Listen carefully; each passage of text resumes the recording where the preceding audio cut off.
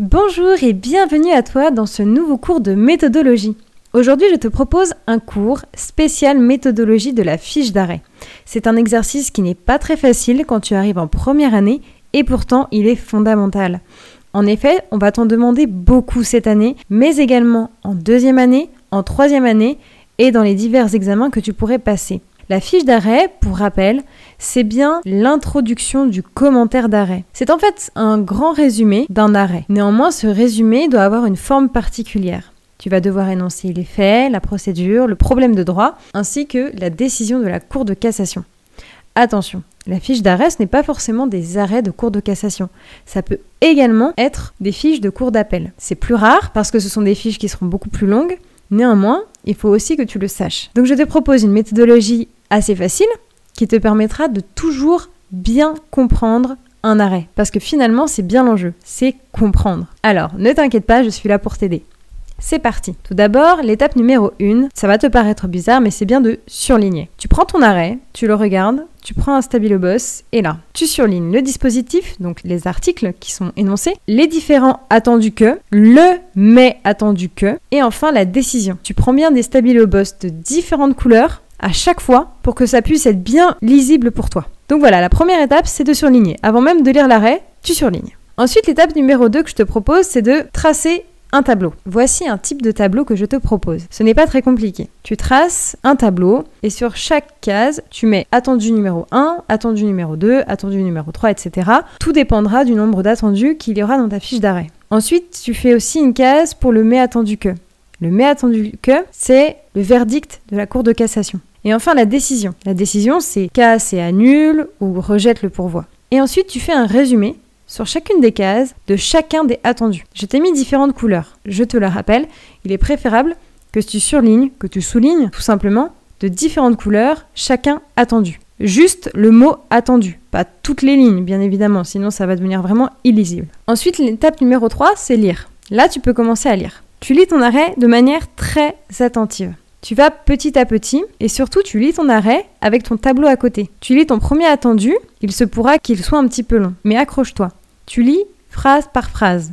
Dès qu'il y a une virgule, dès qu'il y a un que, tu peux le traduire comme une grosse virgule. Donc arrête-toi, tu lis jusqu'au premier que et tu fais un résumé sous le premier attendu. Et tu fais la même chose pour chacun des attendus ainsi que pour le mais attendu que. Étape numéro 4. Tu remplis ton tableau en relisant un par un chaque attendu, ainsi que le mais attendu que. Et tu remplis ton petit tableau. Étape numéro 5. Il va falloir que tu constitues un problème de droit. Alors ici, je te propose cette petite méthode qui pourra bien t'aider. Le problème de droit, tu le trouveras grâce au mais attendu que.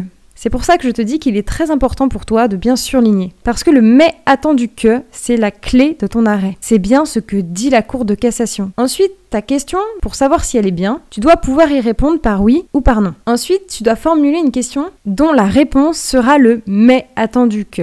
Je te donne un exemple. Si par exemple la Cour de cassation nous dit que mais attendu que un mineur ne peut pas acheter une voiture, ta question sera la suivante. Un mineur peut-il conclure un contrat d'achat de voiture? Une question relativement simple auquel tu peux répondre par non, non, mais attendu que un mineur ne peut pas faire l'achat d'une voiture. Ensuite, pour formuler ta question, il faut qu'elle soit impersonnelle. Il n'y a plus de monsieur X, de monsieur Y, de madame Z. Ici, tu dois qualifier juridiquement les personnes. Par exemple, si tu as un monsieur X qui est incapable juridiquement, dans ce cas-là, dans ton problème de droit, tu devras dire « Est-ce qu'un incapable juridique peut ?»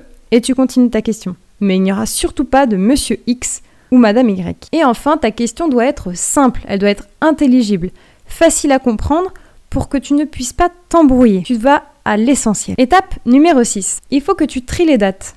En effet, dans un arrêt, tu peux avoir une multitude de dates. Pas à chaque fois, mais dans certains arrêts, tu peux avoir au moins 10 dates. Je te conseille de prendre chacune des dates et les mettre par ordre chronologique. Ça va bien t'aider à bien comprendre ce qui s'est passé dans l'arrêt. Qui a interjeté appel, à quelle date, pourquoi. Il est très important pour toi que ce soit chronologique. Après ces étapes, tu peux commencer à rédiger. Alors voici la méthode qui est assez classique. Tout d'abord, il y a les faits. Ensuite, la procédure, la question de droit, la décision et enfin la portée dans le temps. La portée dans le temps, ce n'est pas à chaque fois.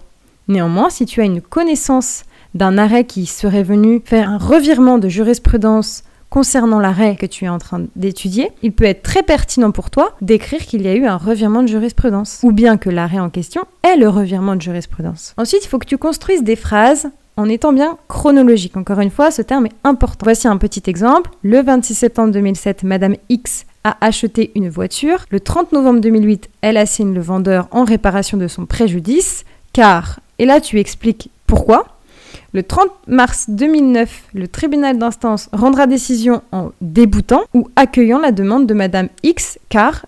Et ici, tu mets les moyens. Ensuite, tu reprends ton tableau et les éléments de chaque attendu que. Dans ce petit tableau, tu as fait des petits résumés des attendus que qui te permettent de bien comprendre l'arrêt. De toute manière, ça se sait très vite. Si une fiche d'arrêt est bien faite, c'est parce que l'étudiant a compris l'arrêt. Donc il faut que tu t'acharnes à comprendre l'arrêt avant même de commencer à rédiger. Ensuite, la question de droit. Je te propose cette formule que tu peux utiliser à chaque fois. Elle est imbattable. La Cour de cassation se doit de répondre à la question suivante. Et là, tu mets ta question avec un point d'interrogation. Cette formule est vraiment super parce qu'elle passe partout, elle te permet que ce soit clair et que ça aille directement au but. Et enfin, la décision. Voici la phrase type que tu peux également utiliser. La Cour répond par l'affirmative, donc par oui, ou la négative, par non, en annulant, en cassant le pourvoi au motif que...